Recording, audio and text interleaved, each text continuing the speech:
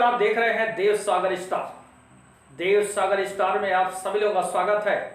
हाजिर है प्रमुख खबर के साथ। आज हमारे स्टूडियो में मल्हानी विधानसभा जौनपुर के उपचुनाव के प्रत्याशी अजय कुमार शर्मा जी उपस्थित हैं, मौलिक अधिकार पार्टी के।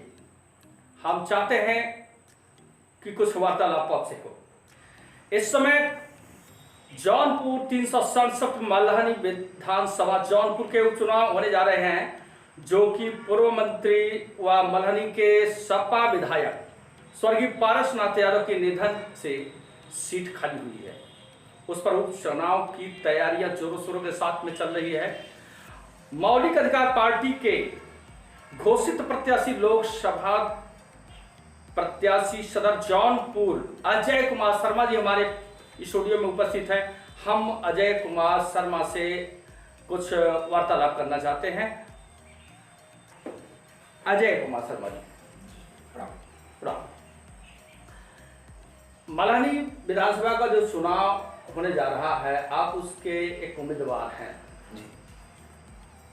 तो इस चुनाव में क्योंकि सामना एक दिग्गज से है और आपने वहां पे लोकसभा चुनाव भी लड़ा था जी, तो इस तरह से इस समय जो चुनाव होने जा रहा है उसकी रणनीति क्या है? देखिए, चूंकि सन 2019 में मैं 73 सदर जौनपुर लोकसभा से मैं उम्मीदवार रहा और मौलिक अधिकार पार्टी के एक सिपाही के रूप में मैंने 2019 में लोकसभा का उम्मीदवारी लिया और मैं लोगों के बीच लगातार संघर्ष कर रहा हूँ। अब रह गई बात, मेरे लोकसभा अंतर्गत ही यह सीट खाली हुई है। मल्हानी की जो सीट है, मैं पहले से इस क्षेत्र में काम कर रहा हूँ और हमारा सबसे जो जोरदार इशू है वो इशू है जनता के बीच रहकर काम करना, नंबर 1। दूसरा, मेरा कोई आपराधिक छवि नहीं है। कुछ उम्मीदवार ऐसे भी आ रहे हैं जिन पर आपराधिक छवि है, वो उनकी छवि दागदार है, जो अभी जेल से छूट के आ रहे हैं, लेकिन जनता सब देख रही है। मैं जनता के बीच हूं, जनता का हूं, जनता के लिए काम कर रहा हूं, करना चाहता हूं। ठीक है अजय जी, एक चीज और मैं आपसे पूछना चाहता हूं जी, कि जिस तरह से आपने विधानसभा में कार्यों को अंजाम दिया है जी और एक चर्चा का विषय बना हुआ है जी, तो क्या लगता है कि आपका जो ग्रोथ है, पार्टी का जो स्थिति आपकी बनी हुई है, लोग देख रहे हैं कि अजय कुमार जी जो है एक चर्चा का विषय बना हुआ है जी, तो उसके विषय में और क्या आगे आपने सोचा है? ऐसा है कि पूरे जौनपुर में मैं मौलिक अधिकार पार्टी के धारा के अनुसार जो उसका महत्वपूर्ण नीतियां हैं, उन नीतियों के अंतर्गत मैं काम करने का बिल्कुल। मैं आपको मौलिक अधिकार पार्टी का जो घोषणा पत्र है, जो जिसके तहत आपने एक नई जो है नींव रखने की बात सोचे हैं, इसके विषय में आप थोड़ा सा अवगत कराएं कि मौलिक अधिकार पार्टी की नीति क्या है जिस पर कि लोगों का निगाहें टिकी हुई है। जी, हमारे जो पार्टी है मौलिक अधिकार पार्टी की जो महत्वपूर्ण घोषणा पत्र, महत्वपूर्ण जो हम चाहते हैं कि अगर हमारी पार्टी जीतती है तो हम उस इशू को जोरदार तरीके से असेंबली में उठाएंगे। महत्वपूर्ण यह है कि पूरे देश में लोगों को एक अधिकार है। क्या अधिकार है?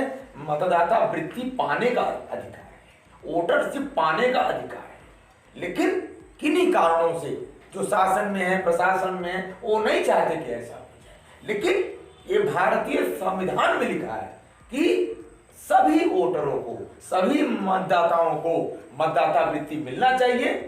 और कहां से मिलना चाहिए वो भी लिखा है।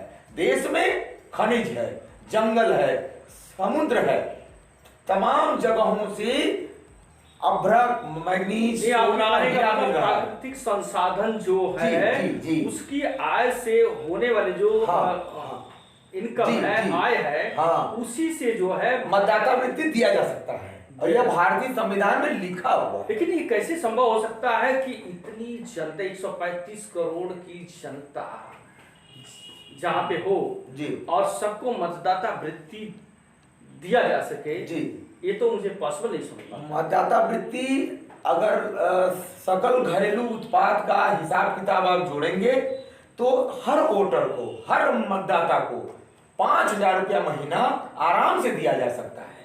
लेकिन ये शासन प्रशासन में बैठे लोग उस पैसे से, अधिकारी मंत्री जहाज से घूमते हैं, उसी पैसे से महंगे महंगे होटलों में रहते हैं। जनता का पैसा जनता को नहीं मिल रहा है, लोग उड़ा रहे हैं। अच्छा, क्या ऐसा एक बार कांग्रेस के जो पदाधिकारी राहुल जी जी। के द्वारा ये आया था कि प्रत्येक व्यक्ति को 6,000 रुपए दिया जाए? जी, तो उनका भी कहने का आशय यही था, लेकिन उन्होंने मतदाता वृत्ति नाम नहीं दिया। उन्होंने इसलिए कहा कि ये बातें संविधान में अधिकार के रूप में लिखी हुई हैं। भारतीय संविधान अक्षरशः अगर लागू हो जाए तो किसी को कोई संकट नहीं होगा। लेकिन दुर्भाग्य है कि हमारे देश में संविधान पूरी तरह लागू ही नहीं हुआ, ये लोग होने नहीं दे रहे हैं। इसीलिए वो लोग चाहते हैं कि आपराधिक छवि के लोग, गुंडे, बदमाश लोग संसद हो जाएं, एमएलए हो जाएं, एमएलसी हो जाएं। इसीलिए हम जैसे लोगों को दबाया जाता है, लेकिन अब आम जनता जाग चुकी है। ये तो बहुत आपने अच्छी बात बताया कि मतदाता वृत्ति अगर हर व्यक्ति को मिले तो शायद उसकी आर्थिक स्थिति सकुशल हो। जी, और क्या आपका एजेंडा?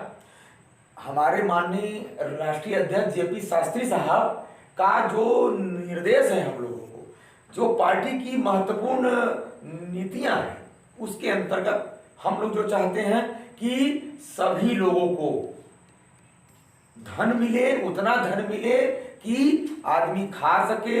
हर दरवाजे पर हैंडपंप हो, पेयजल का इंतजाम नहीं है, पानी पीने की यहाँ कोई व्यवस्था नहीं है। आम लोगों में जो अमीर है उनके पास तो है, लेकिन 80% आबादी की क्या स्थिति है आप गांव में घूम के देख सकते हैं। मैं तो रोज दौरा करता हूं, मैं उसको निकट से महसूस करता हूं। इसलिए हम चाहते हैं कि हर दरवाजे पर हैंडपंप हो, पेयजल की व्यवस्था अच्छे ढंग से लोगों को दी जाए।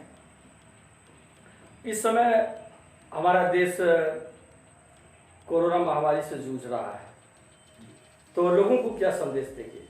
लोगों से यही अपील है कि लोग सरकार के द्वारा घोषित किए गए नियमों के अनुसार कार्य करें, दूरी बना के रहें, मास्क लगा के रहें, और अगर गाड़ी लेके जा रहे हैं तो यातायात के नियमों का पालन अवश्य करें।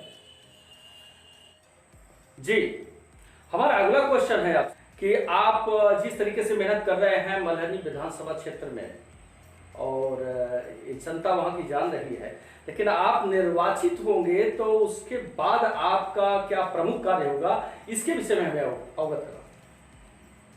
देखिए, चुनाव नतीजे आम जनता के हाथ में होते हैं, लेकिन हमारी अवधारणा है कि मौलिक अधिकार पार्टी के सदस्य के रूप में, प्रत्याशी के रूप में अगर मुझे मल्हनी की आम जनता, मल्हनी की सम्मानित मतदाता लोग अगर हमको निर्वाचित घोषित करते हैं, उस परिस्थिति में मैं मौलिक अधिकार पार्टी की नीतियों के अनुसार सारे इश्यूज को असेंबली में उठाऊंगा। नंबर 2, सबको दरवाजे दरवाजे पेयजल का व्यवस्था हमारी ओर से होगा। मैं अपने फंड से पानी की व्यवस्था 1 नंबर पर रखूंगा, और उस क्षेत्र में, मल्हनी क्षेत्र में आबादी के जमीन का झगड़ा हर गांव में हो रहा है। इस झगड़े को खत्म कराने के लिए मैं असेंबली में इस इशू को उठाऊंगा, और शासन के निगाह में एक क्वेश्चन जाएगा कि आबादी की जमीन का एक सम्मानजनक हल होना चाहिए। उसके क्रम में मैं यह कहना चाहूंगा कि हमारी जो मांग होगी असेंबली में, हमारी जो मांग होगी, यही मांग होगी कि पूरे गांव में, किसी भी गांव में, उस गांव में जितनी भी आबादी के जमीन का नंबर है, उस नंबर को गांव के पंचायत भवन में जारी करें। आम जनता, गांव की जनता, गरीब जनता इसको जाने कि गांव सभा के किस आराजी नंबर को आबादी की जमीन कहा गया है। क्योंकि एक एक इंच जमीन के लिए झगड़े हो रहे हैं। अभी हमारे यहाँ जौनपुर में कुटान थाना अंतर्गत फिरोजपुर गांव में, जो हमारे क्षेत्र में है, मलनी क्षेत्र में फिरोजपुर गांव में 1.25 बिस्सा जमीन के आबादी के जमीन के लिए 4 लोगों की हत्या हो गई, 4 लाशें उठ गई और 11 लोग अभी बीएचयू में एडमिट है।